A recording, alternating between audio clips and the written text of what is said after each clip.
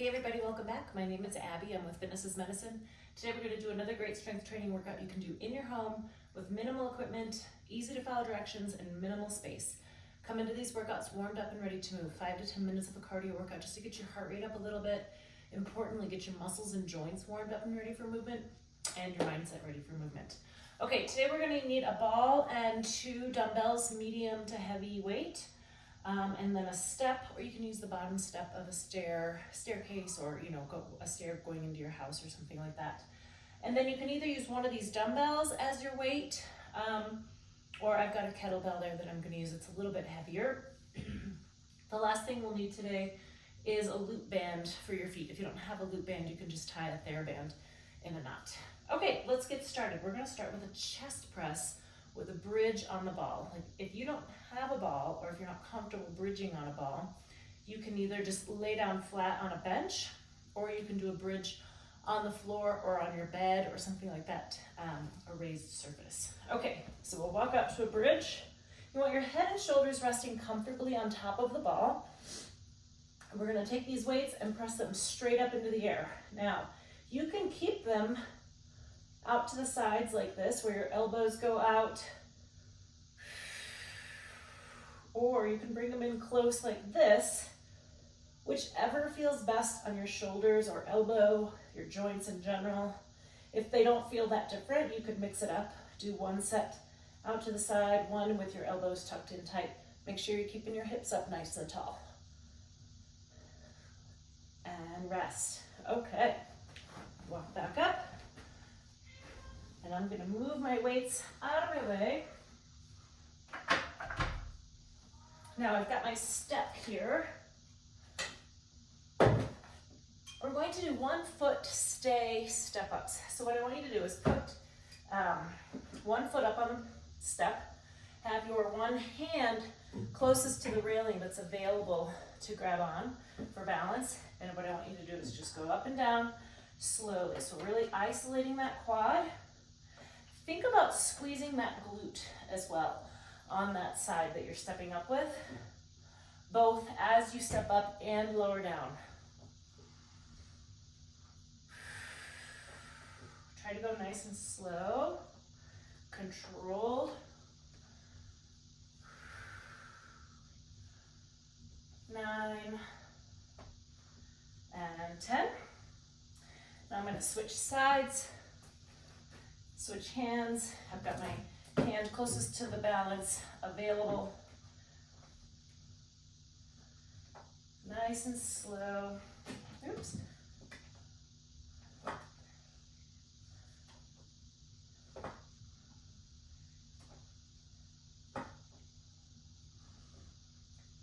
With all these exercises, I always encourage you to think about keeping your tummy tight. Breathing. And 10. All right. Set my weight down, and then I'm going to get my step out of my way. I also forgot to say that I need a band in a higher position here. We're going to do triceps extension. So what I want you to do is bring your shoulders down and back. Bring your elbows to your sides. They're going to stay glued there. So you're just bending and straightening your elbow. What I don't want is for your elbow to come forward and then back.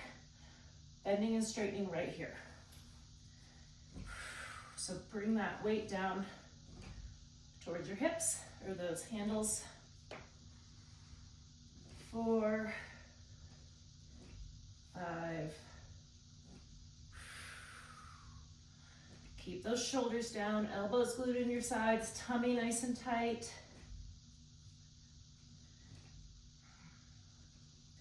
And 10. Good. Isolating those triceps. Okay, now we're going to use this band. It's best to sit down to try to put these bands on, especially this one. I've got an extra tight one here. Okay. We're going to do some side stepping, but we're going to stay in place. So what that looks like is I want you to spread apart your feet so there's tension on that band. I want you to step out and tap. Step sideways, tap. just a little bit. Sideways, tap. But I still have tension on the band, so I'm not bringing my feet so close together that that tension releases. You can't really tell with this one because it's so tight. Now my knees and my hips are bent just a little bit. I'm in an athletic position, so I don't want to be doing this straight-legged. Good athletic position, tummy tight. And rest. All right, good. Should really be feeling that in your glutes.